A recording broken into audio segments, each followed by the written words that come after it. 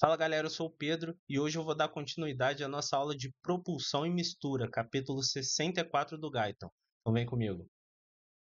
Bom, pessoal, vamos continuar a nossa aula de propulsão e mistura, tá? É de suma importância que você veja a primeira aula para não perder nenhum conhecimento sobre esse capítulo extenso do Guyton, tá? E para você continuar entendendo aqui comigo sobre esse capítulo, tá? A gente começa essa segunda parte falando das funções do estômago. Uma delas é o armazenamento de grandes quantidades de alimentos, tá? O estômago ele tem essa função de armazenar esses alimentos. Você vai ver, né, que o esvaziamento lento desses alimentos ele vai ajudar o intestino delgado e outros órgãos do trato gastrointestinal, como o intestino grosso, porque eles não têm a função de armazenamento, tá? Então, à medida que eles estão trabalhando, eles não podem receber grandes quantidades de alimento. Então, quem que vai fazer esse armazenamento para ajudar no trato gastrointestinal? É o estômago, tá? Então, essa é uma das principais funções do estômago, o armazenamento. E a outra, logicamente, é a digestão, né?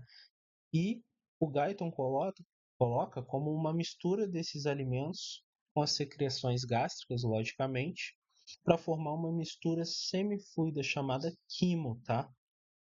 Aqui o alimento, quando ele passa do estômago para o duodeno, ou até mesmo no final ali do estômago, ele vai ser chamado de quimo, tá? Que é ele vai ter um aspecto diferente e ele vai ser uma mistura semifluida já, ok?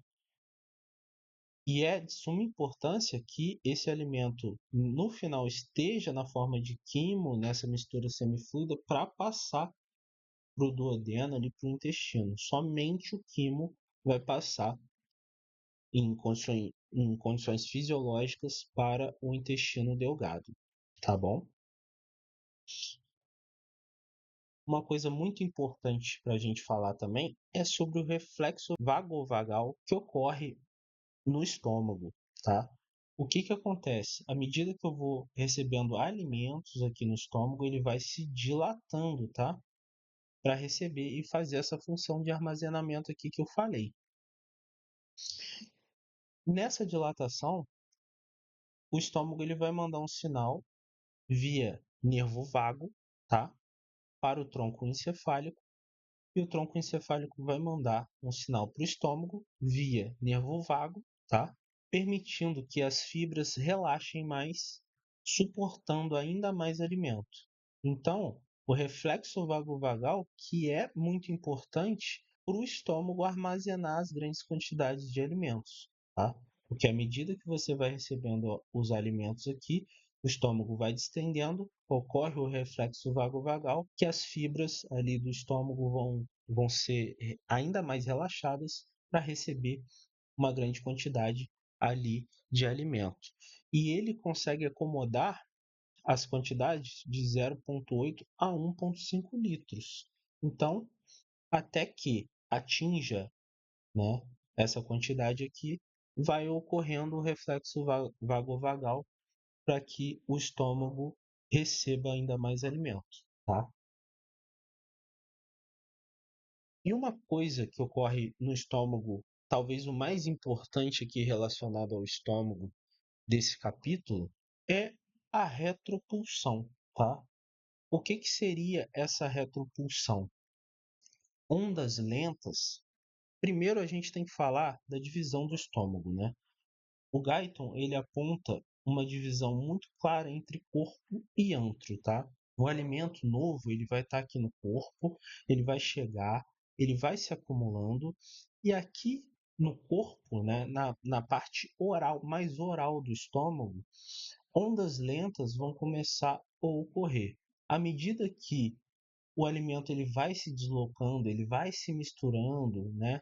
Ele vai sendo digerido, ele vai passando em direção aqui ao corpo, ele vai descendo em direção aqui ao antro, e essas ondas que aqui em cima eram lentas, elas vão aumentando de força, elas vão pegando ondas peristálticas mais fortes, tá? Aqui na direção do antro, até, né, o esfíncter pilórico aqui. Então, esse alimento ele vai pegando uma certa velocidade, né, e vai cada vez mais em direção, né, ao anel restritivo aqui no piloro. E o que que acontece aqui? Vou botar ondas mais fortes aqui peristálticas, tá? Essas ondas vai fazer com que o alimento bata nesse anel restritivo, né, e volte, fazendo uma retropulsão. Tem um movimento aqui também que chama retropulsão desse alimento.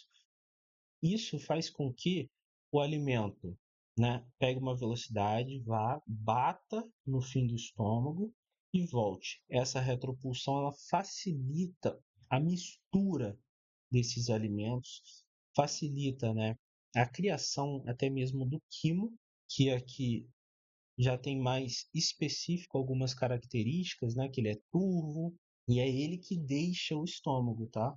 E essa retropulsão, né, para ficar claro, começa com ondas lentas, tá? À medida que vai, né, se aproximando mais caudal ali no estômago, essas ondas peristálticas elas ficam fortes, o alimento bate no piloro e volta, fazendo uma retropulsão, tá? Vou ler aqui para vocês o movimento peristáltico no anel restritivo, tá?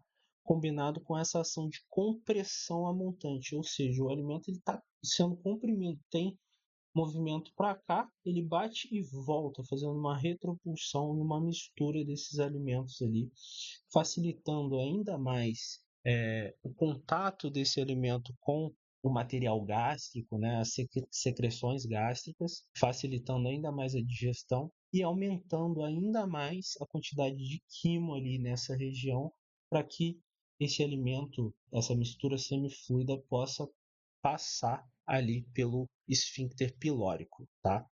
Nesses movimentos ocorre a retropulsão praticamente de todos ali alimentos que batem aqui no piloro, mas alguma quantidade de alimento que já esteja, né, numa consistência fluida acaba passando aqui no piloro, tá? E a gente vai ver, né, que isso faz parte até do esvaziamento gástrico. Tem uma coisa que chama bomba pilórica que acontece devido a esses movimentos peristálticos, tá? E a consistência desse material que está aqui no antro, ou seja, as ondas peristálticas, além de causarem a mistura no estômago, também fornecem uma ação bombeando algum material que já esteja líquido ali para fora do piloro, em direção ao duodeno. Isso vai ser chamado de bomba pilórica, tá? Ou seja, o próprio movimento de mistura aqui, essa mistura constante causada pela retropulsão ali, pelo esfíncter, por tudo que eu já falei aqui nesses movimentos que fazem a criação do quimo, também originam a bomba pilórica, porque não pode passar grandes quantidades aqui, como eu já falei, mas passa um pouquinho numa consistência já fluida para o intestino. Isso é chamado de bomba pilórica, tá? E aqui a gente tem uma informação que mesmo contraído, o piloro fica aberto o suficiente para alimento em forma líquida passar. Eu já falei sobre isso, passando com facilidade. O grau de constrição do piloro é aumentado ou diminuído sob influência de sinais nervosos e hormonais do estômago e do duodeno, tá? Ou seja, esse esfíncter ele é controlado pelo sistema nervoso, tá? E por hormônios, ok? Isso pode aumentar ou diminuir a constrição, tá certo? Do piloro, facilitando ou não a passagem de alimentos. Mas um fato importante aí do esvaziamento gástrico é a bomba pilórica que ocorre devido a esses movimentos, tá? Então, fatores que promovem o esvaziamento: o aumento do volume de alimentos no estômago. Tá, eu tenho bastante alimentos aqui no estômago.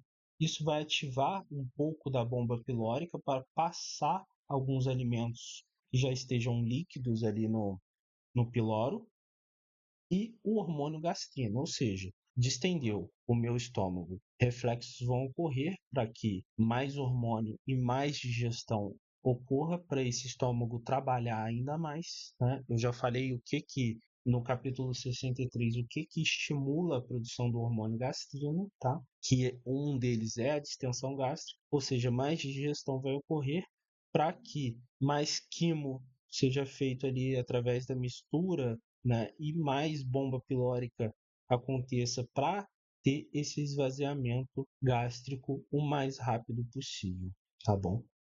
Bom, para dar continuidade aqui no nosso capítulo de propulsão e mistura, agora eu vou falar sobre o duodeno, tá? Eu já falei em algum capítulo, né, no capítulo 63, sobre os reflexos enterogástricos, e eles vão atuar aqui agora também. Esses reflexos enterogástricos, eles são reflexos de inibição do esvaziamento gástrico, ou seja, né, eu estou inibindo o esvaziamento gástrico. Por quê? Porque o meu duodeno ele está trabalhando. Ou seja, se eu tenho sinais de que o duodeno precisa trabalhar muito, eu tenho que inibir o esvaziamento gástrico, porque eu já falei inclusive aqui nessa aula. O intestino delgado, o intestino grosso, ele não tem a função de armazenamento ali desses alimentos. Então, se ele está trabalhando bastante, ele tem que mandar esse reflexo enterogástrico para que iniba o esvaziamento e ele não fique ainda mais cheio, né? Dê tempo dele trabalhar de uma forma correta ali e se livrar desse alimento, passando a bola para frente para o outro órgão do trato gastrointestinal. Ou seja, então, o que, que vai ativar esses reflexos enterogástricos, tá? Sinais de que o meu duodeno está trabalhando, ou seja, tem distensão do duodeno? Opa, reflexo enterogástrico. Presença de qualquer irritação na mucosa duodenal? Opa, reflexo enterogástrico. O meu duodeno está trabalhando bastante ali. Acidez no quimo, ou seja, vai ocorrer até uma irritação posteriormente da mucosa duodenal. Opa, meu duodeno está trabalhando. Reflexo enterogástrico, tá? Osmolaridade do quimo, ou seja, é um quimo bastante osmótico, consequentemente pode puxar mais água ali para o lúmen intestinal, tá? Opa, meu duodeno está trabalhando, vai ter que trabalhar bastante, então inibe o esvaziamento gástrico, né? Perceba que sinais de que o intestino delgado está trabalhando vão ativar os reflexos enterogástricos, tá bom? Duas coisinhas que não tá aqui no slide que é bom a gente saber, né?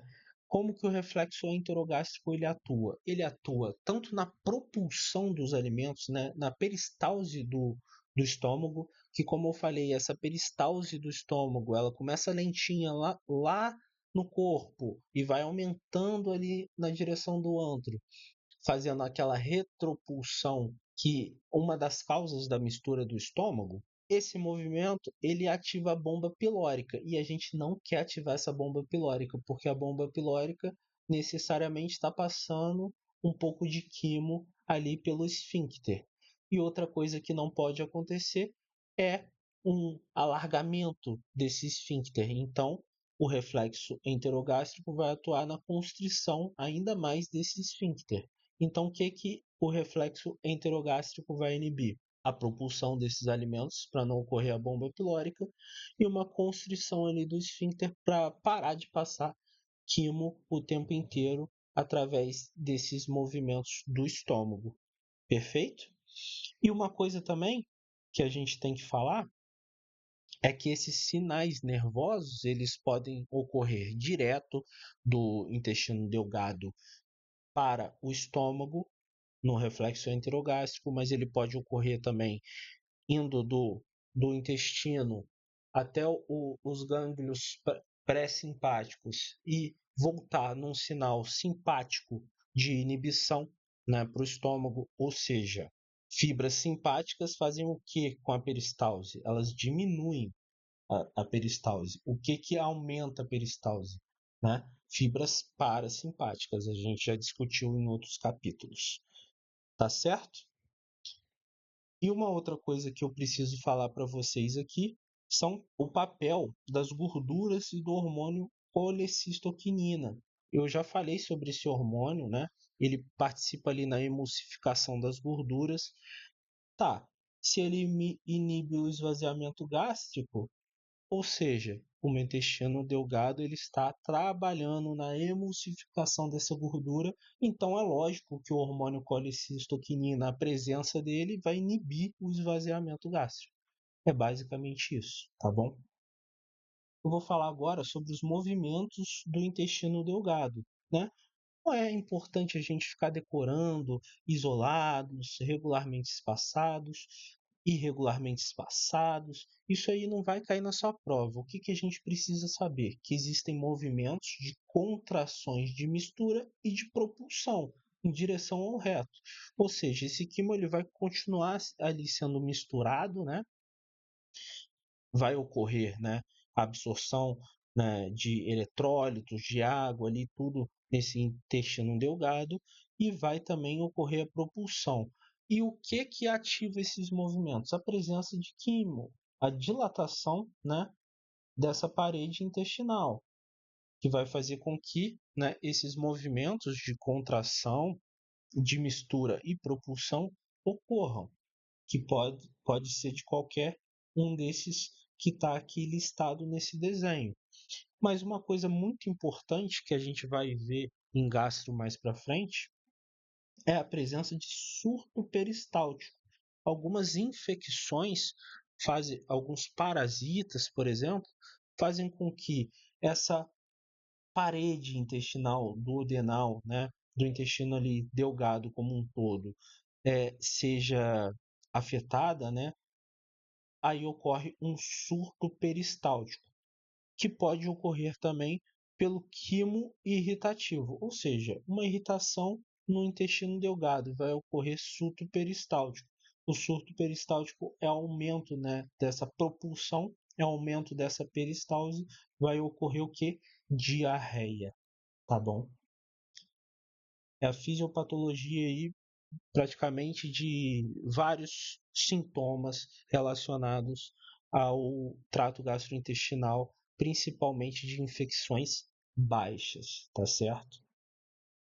Bom, a gente já está quase chegando no fim da nossa aula. Agora a gente vai falar sobre a válvula iliocecal, tá? Que é a divisão ali do intestino delgado para o intestino grosso, tá? Ela vai impedir o refluxo do cólon para o intestino delgado, essa válvulazinha aqui, tá? Por que que a gente tem que impedir o refluxo do cólon para o intestino delgado? Principalmente porque as bactérias do intestino grosso, elas são diferentes do intestino delgado. Então esse refluxo de alimento, né, de quimo que está nessa região aqui, ela não pode voltar para o intestino delgado em hipótese alguma, tá? Uma coisa importante, né? Essa válvula ela serve muito por causa disso, mas ela serve também para atrasar a digestão, né?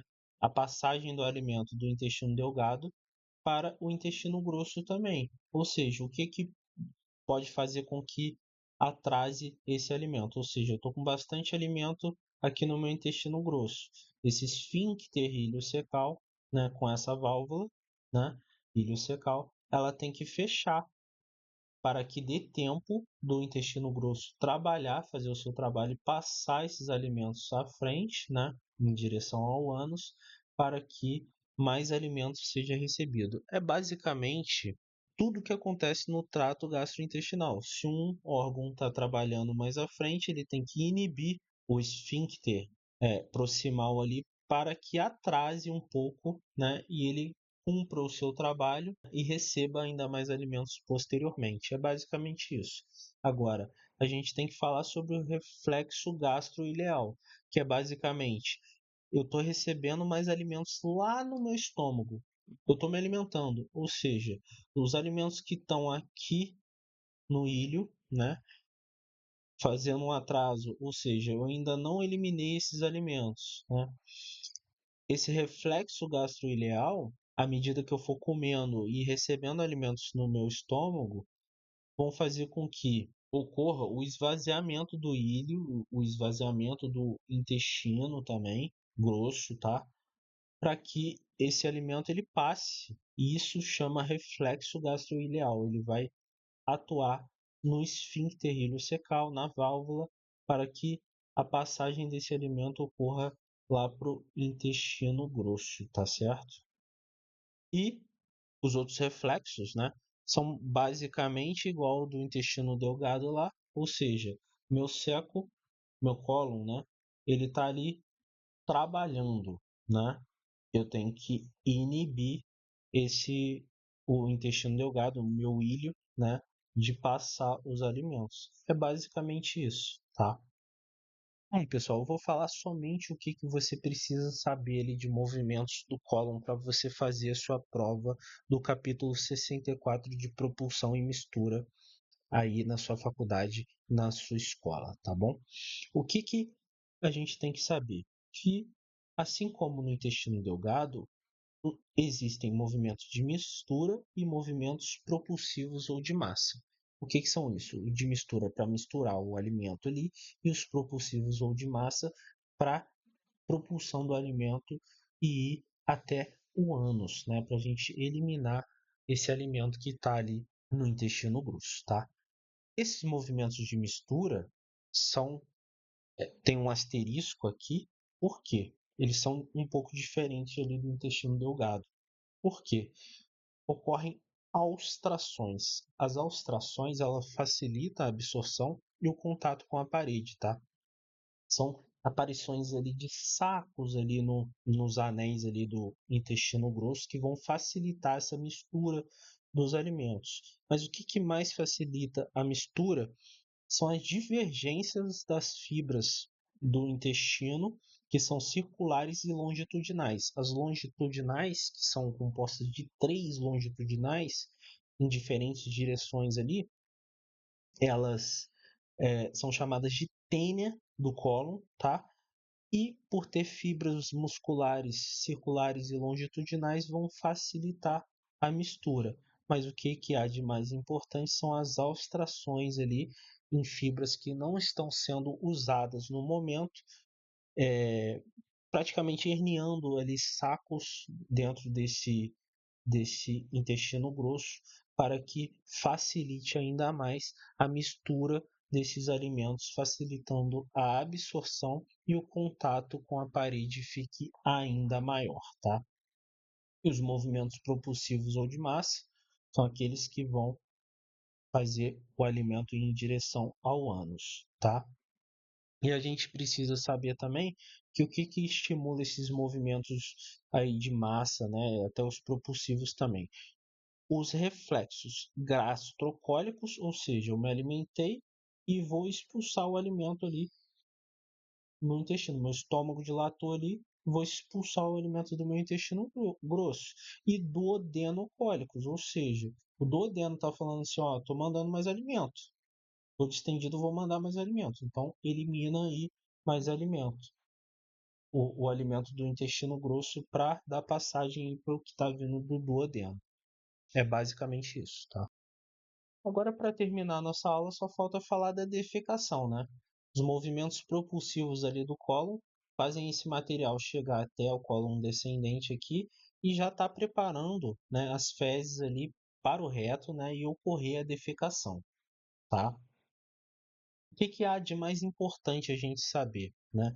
A maioria das vezes o ânus está vazio. Esse movimento, né, essas fezes, elas ficam ali mais na parte mais distal ali do cólon para um pouco de armazenamento. Tem um pouco dessa função ali de armazenamento dessas fezes, tá? Mas por que o ânus fica vazio? Não só pelo ângulo que a gente pode ver aqui, tá? Que dificulta um pouco a passagem dessas fezes ali para o reto, mas também tem um esfíncter funcional ali fraco, né? A cerca de 20 centímetros do ânus, na junção entre o cólon sigmoide e o reto. Tem um esfíncter ali funcional fraco ali para impedir essas fezes de estar ali sempre no nosso reto para fazer a defecação, tá bom? Existem dois tipos de reflexo, né, que vai fazer a defecação. Um reflexo de defecação comum, ou seja, passou um pouco, né, de fezes ali para o reto, tá? Essa distensão vai fazer com que o meu sistema parasimpático, né, o meu plexo mioentérico também, faça com que aumente a propulsão, aumente a força ali de contração no cólon descendente, no sigmoide e até no reto e ocorra essa defecação, tá? Isso chama reflexo de defecação comum, tá? Mas o que há de mais importante, né? O reflexo de defecação parasimpático, né? O reflexo de defecação parasimpático, basicamente, né? Tá aqui o alimento, tá aqui as fezes, na verdade, distendendo, vai ser reflexo medular, tá? Essas fibras nervosas aferentes que tem no reto, eles vão mandar um sinal na parede dorsal ali da medula para posteriormente, né, fazer um sinal reflexo através dos nervos esplânicos pélvicos, tá bom? Mandando um sinal para aumentar a peristalse, sinal parasimpático ali de aumento da peristalse, tanto no sigmoide quanto no reto, até no cólon descendente ali para estar eliminando esse material fecal. Então, é um reflexo de defecação parasimpático, tá? Que ocorre através de fibras nervosas aferentes que identificam essa deformação na parede do reto ali, né? Fazendo com que aumente a peristalse através do sistema parasimpático, tá? Em toda essa região e faça movimentos ali em direção à saída dessas fezes do organismo, tá bom? O que a gente tem que saber? Se isso ocorresse somente através dessas fibras parasimpáticas, né? Chegou ali o alimento, você ia defecar, né? Mas o que a gente tem que saber, tá? Existe também um nervo motor esquelético, que esse nervo é chamado de nervo pudendo, que vai controlar o meu esfíncter anal externo, tá? Fazendo com que eu consiga relaxar ainda mais esse esfíncter somente com a minha vontade própria. Ou seja, o que tem que acontecer para uma defecação, né, eficiente? Um reflexo de defecação parasimpático, né, que vai ser o maior estímulo que vai ocorrer, tá? Um reflexo de defecação somente através do alimento ali e o plexo mioentérico mandando a vontade ali, né, aumentando a peristalse também através do plexo mioentérico, esse reflexo medular parasimpático aumentando a peristalse ali também, e vontade própria, através do nervo pudendo, e nervo ali somático, que é da minha própria vontade, relaxando o esfíncter anal externo, tá? Bom, pessoal, é isso sobre propulsão e mistura. Espero que tenham gostado. Deixa o like, ativa o sininho aí e se inscreve no canal para ajudar cada vez mais o nosso canal a crescer e a gente trazer esse tipo de conteúdo para vocês. Muito obrigado, bons estudos, fica com Deus.